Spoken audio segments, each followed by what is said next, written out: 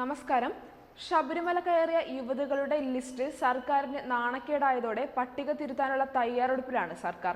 മാത്രമല്ല, സർക്കാർ തയ്യാറാക്കിയ പട്ടികയിൽ 50 വയസ്സിൽ താഴെയുള്ള 5 സ്ത്രീകൾ ശബരിമലയിൽ ദർശനം നടത്തിയതായി സമ്മതിച്ചു. സർക്കാരിന് തിരിച്ചടിയായ പിഴവ് സംഭവിച്ചതെങ്ങനെയെന്ന് അന്വേഷിക്കാൻ ADGP അനിൽകാന്തിനെ ചുമതലപ്പെടുത്തിയിട്ടുണ്ട്. 51 പേരുടെ പട്ടികയിൽ 30-ലധികം പേരും പ്രായം 50 പിന്നിട്ടവരാണെന്ന് കണ്ടെത്തിയിരിക്കുകയാണ്. അതേസമയം തിരിച്ചറിയൽ രേഖയിലെ ജനനത്തീയതി തെറ്റായി കിടക്കുന്നതാണ് പ്രായം കുറച്ച് രേഖപ്പെടുത്താൻ കാരണമെന്ന് ഭൂരിഭാഗം പേരും സമ്മതിക്കുന്നുണ്ട്. മാത്രമല്ല, പട്ടികയിൽ നൽകിയിരിക്കുന്ന 9 പേരുടെ മേൽവിലാസം പൂർണ്ണമായും തെറ്റാണ്.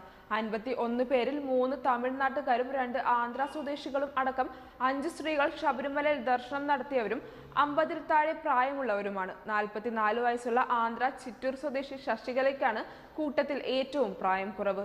ശശികലയൊഴിച്ച് ബാക്കിയുള്ള 4 പേർക്കും 49 വയസ്സാണ് പ്രായം. പക്ഷേ ആചാരം ലംഘിച്ചല്ല ദർശനം നടത്തിയതെന്ന് ഇവർ പറയുന്നു.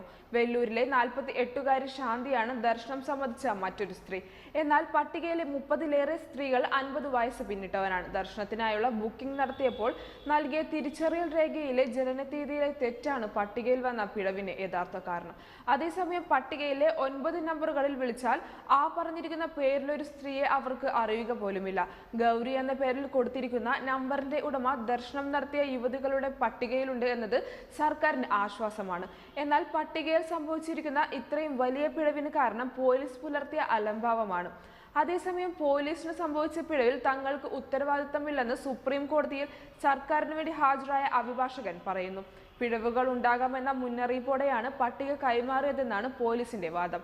അതിനിടെ നിലവിലെ പട്ടികയിലെ പുരുഷന്മാരുടെ പേര് മാത്രമാകും ഒഴിവാക്കുകയെന്ന് അഭിഭാഷകൻ പറഞ്ഞു. കൂടുതൽ വാർത്തകളുമായി ഉടൻ തിരിച്ചെത്താം.